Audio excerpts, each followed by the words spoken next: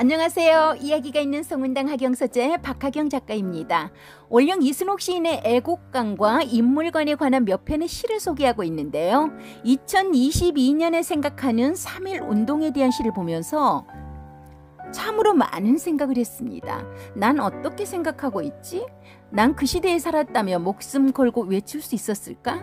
그 숱한 고문을 받으면서 견딜 수 있었을까? 이런 생각을 하면서 김상수 작가님의 아버지의 새벽을 떠올렸답니다. 김상수 작가님의 장편 소설 아버지의 새벽은 한국인 신문기자 김재호와 일본인 여성 사진작가 세이코의 만남과 사랑을 바탕으로 그려집니다.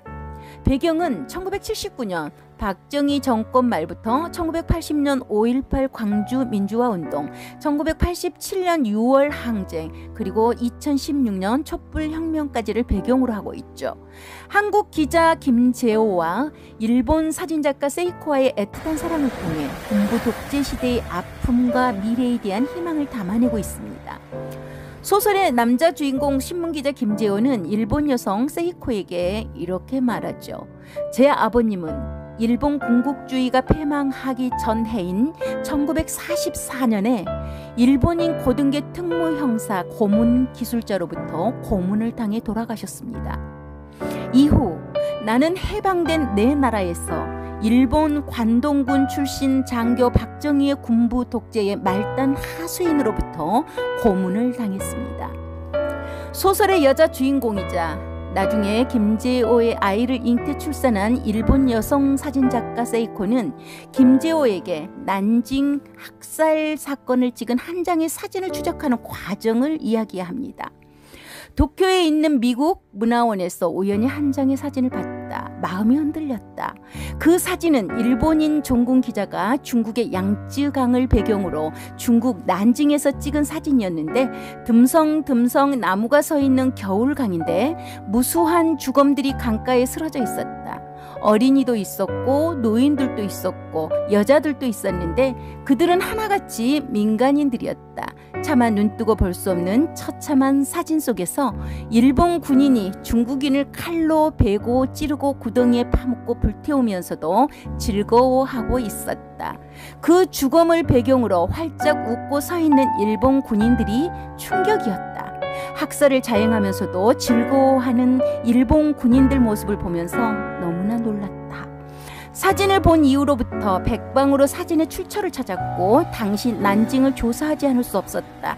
그때 일본 신문에는 일본군 소위 무카이 도시야키와 노다 츠요시가 누가 먼저 중국인 포로 100명의 목을 베는가 경쟁을 벌이는 기사가 실려 있었다.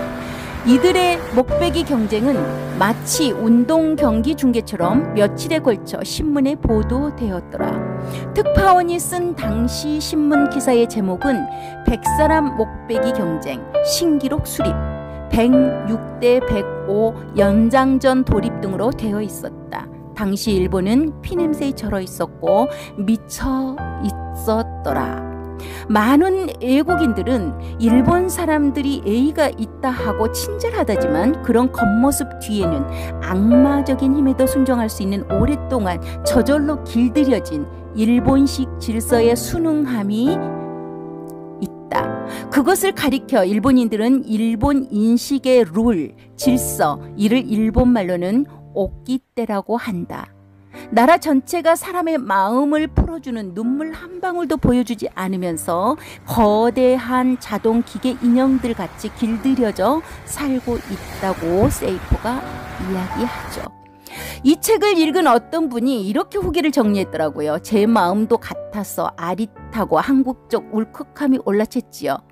두 가지로 해서 나누어서 후기를 정리했는데요. 첫 번째는 일본 만주 군관학교 출신이 해방된 한국에서 대통령, 국회의장, 국무총리, 군참모총장 등 나라를 이끌어가는 중요 인물이 되었다는 사실을 주인공 세이코가 일본 국회 도서관에서 알게 된 후 장면입니다.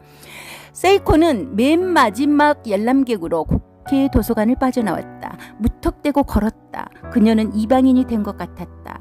역사를 안다는 것, 그것도 이웃 나라의 비극적인 역사를 안다는 것과 그 역사가 일본이 심어놓은 후예들로 인한 연장선상에 놓인 비극에서 비롯됐다는 사실에 큰 충격을 받았고 깊은 죄책감까지 들었다. 시내 공원 돌계단에 멈춰서서 퇴근길에 지나가는 수많은 사람들을 내려다봤다. 일본인들은 지금 과거를 기억이나 하고 있을까? 갑자기 세이코의 눈에는 길을 가고 있는 사람들이 다 영혼이 빠진 육체의 행렬처럼 보였다. 세이코는 생각했다. 깨닫지 않는다면 이건 반드시 되풀이될 수도 있는 그런 참상이 될지도 모른다는 사실을. 두 번째는 세이코가 아사히 저널 포토저널리즘 부문 수상소감을 발표하는 장면이다. 오늘 저는 이 자리를 빌어서 말씀드리고 싶은 것이 있습니다.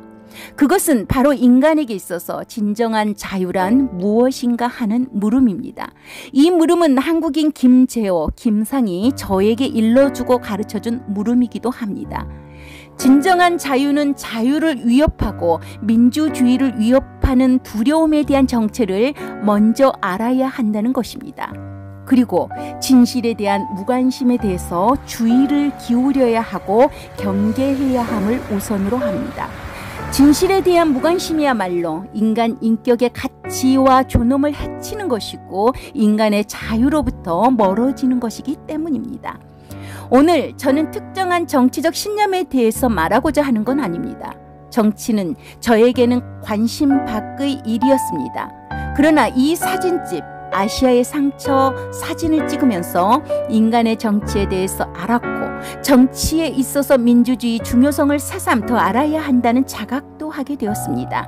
인간의 생명과 자유, 민주주의, 오직 하나뿐인 개개인의 생명의 귀중함이 어떤 그럴듯한 폭력이나 국가적 강제에 의해서 함부로 취급당하고 빼앗겨서는 안 된다는 생명의 진리와 인간의 자유, 오늘 저는 이것의 중요성을 새삼 말하고자 하는 것입니다.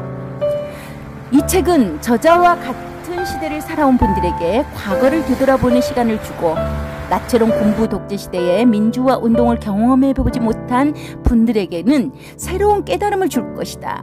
일본이 세이코처럼 일본이 진실되게 참여하고 먼저 한국인의 손을 잡아준다면 딸 미아처럼 양 국가 간에 새로운 희망이 싹 트지 않을까 싶다. 그 전에 우리의 역사부터 제대로 알고 있어야 한다는 전제의 조건이다. 이분은 이렇게 후기를 남겼더라고요. 이분이 남긴 후기에 제 후기를 더 씌우면서 원령 이순옥 시인의 2022 3.1운동에 대한 생각을 들어보겠습니다. 2022년 3.1운동 원령 이순옥. 자각이란 참 무서운 게임이다. 끝까지 외면하고 싶었던 속내, 도깨비 눈발처럼 쏟아져 가슴 깊은 곳 메마른 땅을 채워버렸다. 시절을 향기로 감상한다는 건 꽤나 비관적인 방법. 그간 누름돌이었다. 떠오른 음은 삐죽 싹을 튀어 머리를 비집다 억지로 구김살을 편 나의 애국심의 색깔은 뭘까? 모든 사람에게 각자의 시차가 있듯 난 이제야 깨일 시각이 왔나 보다. 삶이 달라지고 선택이 달라진다 하여 바뀔 애국은 아니지만 당신들이 그렇게 갈망하던 웃음 가득한 평온하고 소소한 일상을 지켜내는 것, 가녀린 숨소리조차 정적 위로 존중받아 마땅한 권리를 찾는 것. 전쟁 같던 하루가 저물 무렵 다리를 펴 평화 위에 걸쳐 놓는